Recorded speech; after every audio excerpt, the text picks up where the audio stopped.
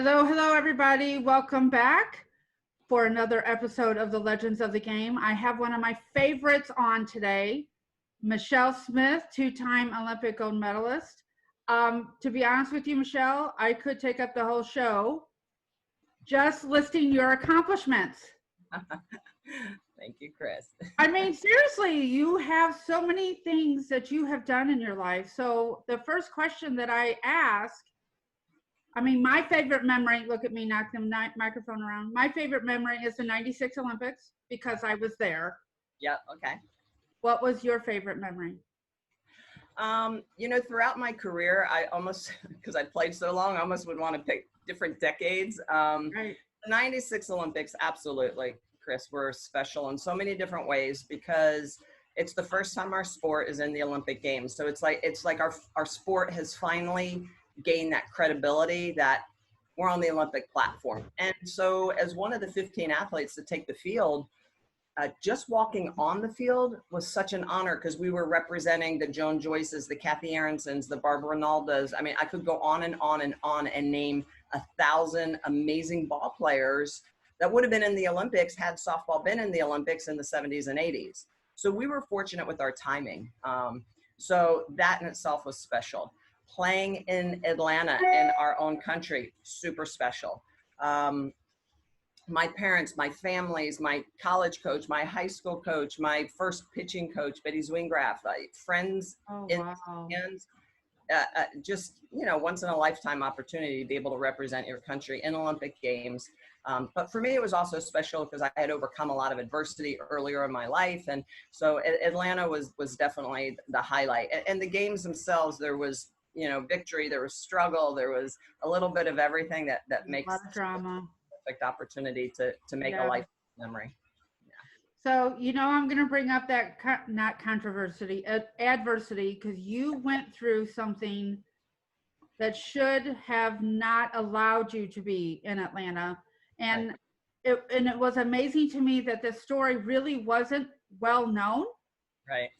Especially when you were playing. I don't remember that story being told, but it's very important for these kids these days to understand what you went through. Right. Yeah. Tell that story. Yeah. People don't, and it was a different time. There wasn't the social media and there weren't so many outlets for people to pick up news stories back in 1996. And so I still tell that story today and people are like, what? How, are you kidding me? So when I was 19 years old, back when I was living in New Jersey where I was raised, I ended up getting in a car accident where I was thrown out of a moving vehicle. And of course, all the parts of my body that I severely injured the most, it was my left elbow, my pitching elbow. I was told I'd never pitch again. I basically chopped off my olecranon process. I had a big laceration. It ripped my tricep off the attachment. I mean, to this day, I still can't really straighten my arm or bend it as much as, my right arm. But I ended up coming back from that accident. It was in between my freshman and sophomore year at Oklahoma State University. And again, so this happened in July of 1986. And told I'd never pitch again. I'm a little stubborn. I was like, well, if a doctor tells me I can't pitch, that's fine. That's what he thinks because of all the nerve damage and injury to my arm. I was like, but I'm stubborn. I'm not going to, if I can't pitch, I'm going to determine that, not somebody else. So I went back to school for my sophomore season and ended up rehabbing as much as I could. A long story short, about 7 months later, I ended up actually pitching my sophomore year. I didn't redshirt, which was a miracle as well. Right. But coming back from that accident was very hard and very painful. I had a lot of nerve damage, and there were points where I thought, wow, I may never be able to pitch again because my arm would go numb after just throwing 5 pitches after finally getting my muscle back and everything.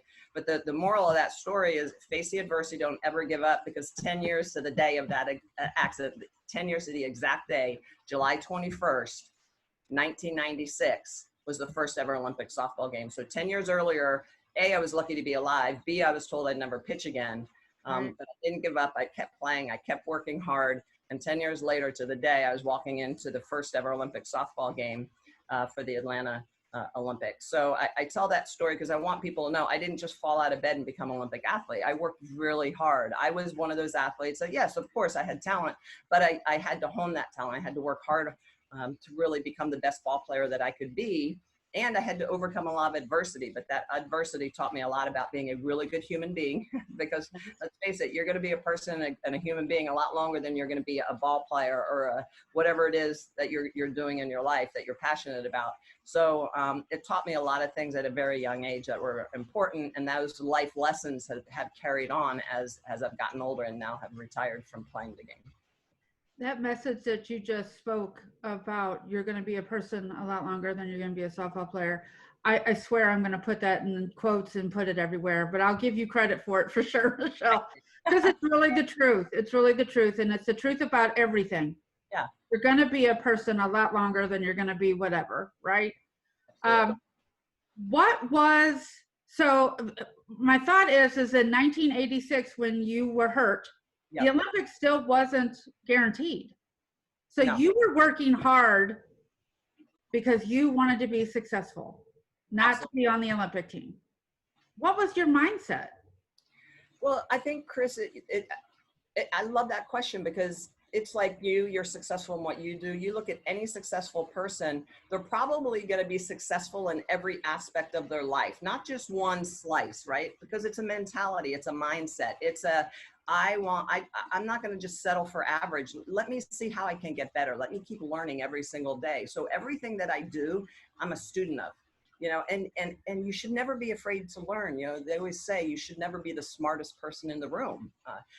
And so for me, it's a mindset of trying to get better every single day, no matter what it is that I'm doing, no matter what I'm involved with, no matter who I'm around. I want to learn. I'm curious. I like to understand things. So for me, it really was about getting better. Now, I may not have always been, say, the best student, but I was going to work as hard as I could to be able to be as close as possible to that person that's super smart and just knows every answer on every test. So again, whatever it is, I just was going to make sure I was working as hard as possible so that I was learning to excel. And I think when you have that sort of mindset, you end up not being afraid to accomplish or take on something in every aspect of your life, whether or not it's a new business or a new relationship or all these things that can intimidate you.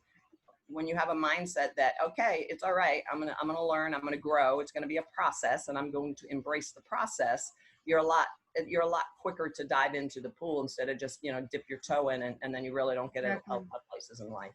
I always tell them, don't judge it, learn from it. And that's exactly, because I can get, and I will get into all the things that you're doing today. One of the reasons why this show came about, I was expressing my concern at the last year's Women's College World Series, and I was asking young athletes who Babe Ruth was, who Ted Williams were. They know who they are, but our young girls don't know who you are, Dot Richardson, Lisa Fernandez, not even close to Joan Joyce. And I said to the young lady that said that they didn't know who you were, and I was like, she's right upstairs. She's the commentator. She's the ESPN commentator. What should we be doing? Because I feel like it's so important. All the names that you were grateful for, right, that you got to play for. In your mind, you played for Joan Joyce, Barbara Ronaldo, all the girls that came before you. How can these girls know who you are? And I love that question because it's the history of our sport, and we need to continue to grow it, and it can't be left behind. And so maybe as a sport, we have not done as good a job as baseball that has the Hall of Fame. Now we have the softball Hall of Fame, but we need to promote it. We need our youth coaches to continue, as you do, to continue to educate the youth of our game to understand who all these athletes are that That's right. really blazed the trail so that they have the opportunities that they have today. I like to tell young athletes today that have better clothes and equipment than we ever had. When I was in college, we used hand-me-down basketball uniforms. We used hand-me-down basketball uniforms because we didn't have it in our budget to have new uniforms every year. So, that's just one small piece of, hey, we didn't have the funding. Did we complain about it? No, we embraced it. We were like, woo, look at these. These are in better shape than what, our old uniforms. So to me, it's just that mindset of understanding the history of the sport, how far we've come, how far we still need to go, not just for sport, but in women in general. But, you know, I would go back and, for instance, I won the Bertha Ticky Award, which was given by USA Softball by the top pitcher every year. And I went back and researched who she was and that's what we need. I love the fact that Lisa Fernandez is now named, the USA Softball has named and has the trophy. It's actually not named after her, it's the trophy that's mimicked after her. And that's what we need, because we need to continue to educate. People need to know who Lisa Fernandez is. They need to know who Barbara Nolda and Bertha Ticky and Donna Terry and all these amazing athletes that came before us, that I bet a lot of those names I rattled off, kids never heard. There's even a lot of college ball players now that maybe never heard them. So we have to continue to educate the group and say, look, this is where our game came from. It used to be a white ball, not a yellow ball. It used to be wood bats and then aluminum bats. And then look at the bats nowadays. It's kind of like the horse and buggy to the now 8 cylinder. Right. True. Well, it is my life's mission for to educate these kids. And I'm going to put pressure and continue to put pressure on USA Softball. I cannot buy a Michele Smith jersey. Yeah. I can't buy a Lisa Fernandez jersey or a Dot Rich. I can't buy your jersey. Right. And that bothers me. Right. No, I agree. It's a little thing that would be a big thing, right? It's just having that jersey available, and then maybe with a bio underneath the athlete's, jersey to say, hey, this is it. She played in these 2 Olympics. You know, Lee O'Brien played in these 3 Olympics. Laura Berg played in these 4 Olympics. Absolutely. Little parts like that. So the legacy continues. The Hall of Fame is great, but if you're not going to the Hall of Fame, then a lot of that nostalgia is just kind of tucked away in a corner. If you want to stay relevant, it has to be in what's relevant today. And what's relevant today is social media, the web, the internet, Instagram, all those things that are living and breathing with today's younger society. So we need to catch up to them, not that they need to catch up to us. I absolutely agree with that. You just had a couple light bulbs pop into my head, but I can only do what I can do. So the things that you're doing today, Michele, it's a direct result, in my opinion, of your mentality with softball. You're an ESPN commentator. Yeah. I don't know how in the world you have time for anything else. You own 3 other businesses? Yeah, so I do a lot of different things outside of the sport of softball. I think obviously the thing I'm most passionate about is the game of softball, being a commentator for ESPN, explaining the sport, coaching the sport by calling the sport. It also allows me to do a lot with different charities. So I sit on a lot of charitable boards where I'm a trustee. So I get to give back a lot. And for me, that's a lot of what it's about, is being able to affect people that need help now by giving back in one way or another. So that's kind of my softball life that I still do a lot of things with and stay extremely busy. But outside of that, I'm always getting on a plane. My softball life pre-pandemic was always putting me on a plane and I was going away. I live in Treasure Island, Florida. So I decided, in order to have something where I was able to kind of have a job or a business at home, I needed to do something relevant within the area where I live. So I bought a little hotel called Sunset Inn and Cottages on Sunset Beach in Treasure Island. It's very small. It's 13 units, and it's got cottages where we host guests. And then we also opened an event space called the West Event, where we host corporate functions, weddings. It's just under 6,000 square feet, and it's indoor, outdoor, over 2,000 square feet outside courtyard. So people can get married there. They can have chamber events, corporate events, you name it. We can do a little bit of everything. But I opened those 2 businesses because I'm super passionate about experiences. I've had some amazing experiences in my life: the Olympic Games, World Championship, Pan Am Games. I realized how that sets the tone of your life. And so for me, I really wanted to share with people the opportunity for them to come and have a family experience, or a wedding, a special day, or a corporate experience, or a function where it's a lunch and learn, or whatever it might be. I feel like people remember experiences. And if you can give someone a great experience, it can affect them their entire life. They'll talk about it their entire life. And so that's another area that I'm super passionate about. And so For me, it was just a natural fit. It's a lot of hard work, and I've ended up learning more about electrical, AC, plumbing. You know, I've cleaned toilets, I pulled tools. I mean, it is not glamorous work by any means. I've crawled under houses, I've crawled over, you know, in attics. You name it, I have done it. But that's what I love about it, because it makes you realize that hard work pays off, and so I'm super blessed to have those. Well, I'm also going to add to, you set the example. You're the boss, but you're under the house. Oh, absolutely. Right? Absolutely. Yeah. So that was the same way you were the leader on the softball team on the 96 team. You were, and it was the way you ran onto the field. It was the way you warmed up. You showed leadership by your example, and you were a talker. I'm not going to say that you weren't a talker, but you know, the question, okay, so each segment, or there's a segment of the show where a player of today asks a question of you. And Kaylee Pena from the Heartland Havoc in Club Cities, this is the perfect question for you. What was your mental approach before competition?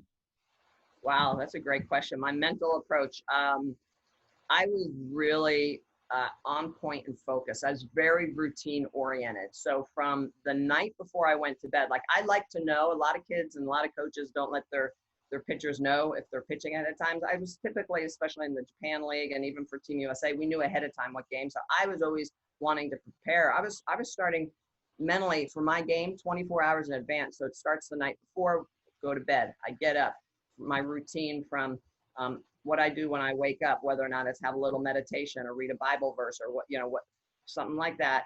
The way I get ready, the way I put on my uniform, everything is the same every single time, so that when I get to the field, I'm warming up the same way, I'm doing the same things, because then your body, some people are like, oh, you're superstitious. And I'm like, no, it's not about superstition, it's about routine. And the more routine oriented you are, the more relaxed your body is, because you've done it 100 times, you've done it 1,000 times. So it doesn't matter if it's a Japan Pro League game, if it's a college game, if it's an Olympic game. You prepare every single game the same way, so that you're always at the top. And when you play over the number of years that I've played, everyone's always coming at you. You are the biggest target ever. They're trying to knock you off that pedestal. And so for me, it was always about remaining at that super high top level, and not having a down year, not even having a down month, not even having a down game. You know, so it was all about mental preparation, staying focused, embracing adversity, where my accident helped me, right?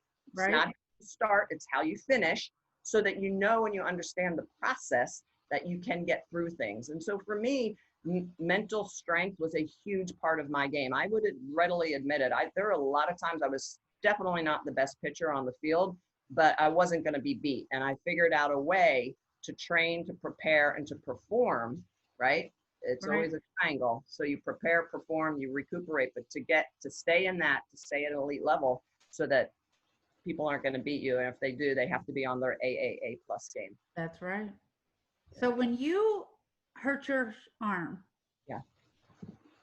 how did you, my question is, so how did you keep going?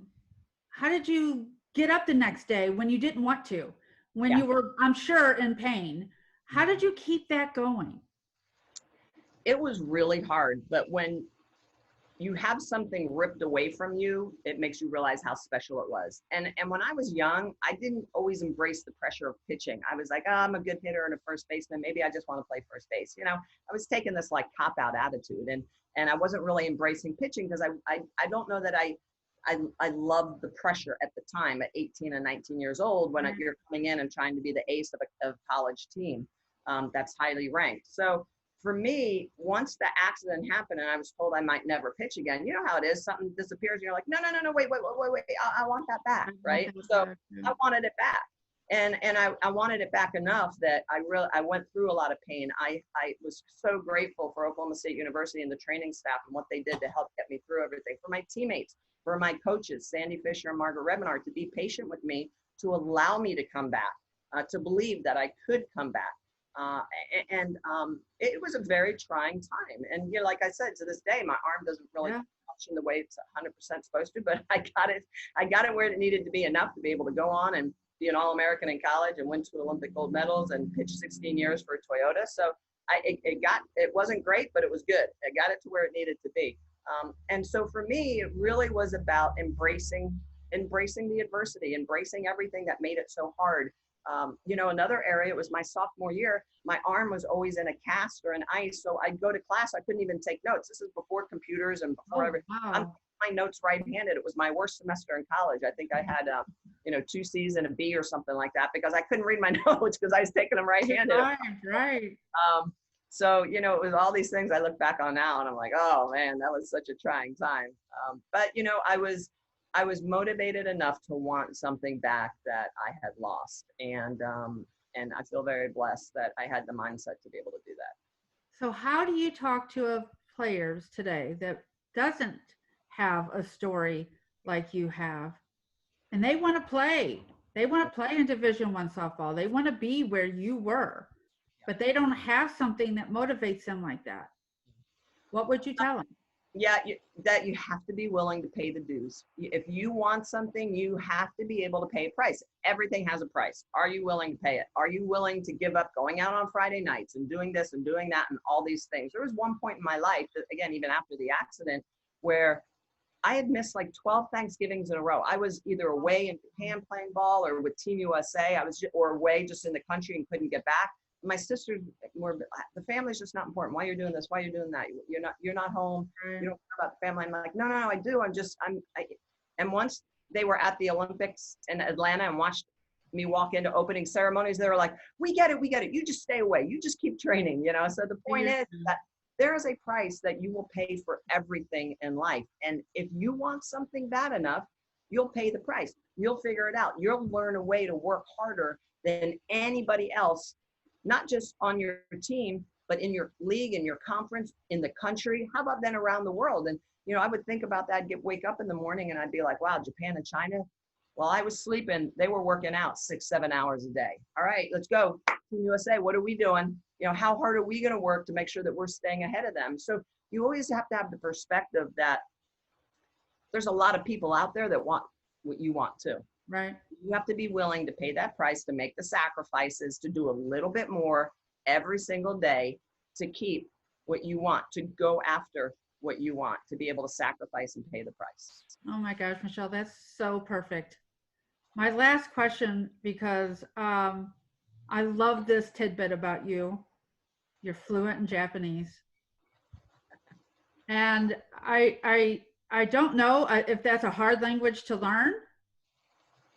But I heard a story, and you can correct me if it's a rumor, but I heard a story that you guys were playing against the Japanese, and the Japanese were giving a little grief to somebody, and you said in Japanese, I can understand what you're saying. Yeah. I mean, I just think that's a cool thing about you.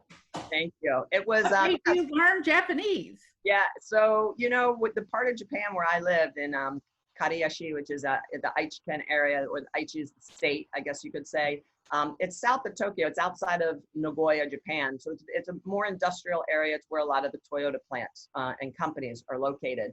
So there aren't quite as many English speakers in that area as there would be in Tokyo and some of the larger cities. So I really had to learn Japanese to survive within the city of Kariya, but also to be able to talk to my teammates. They're my Japanese teammates, and I wanted to be able to communicate with them more than just throw to first base.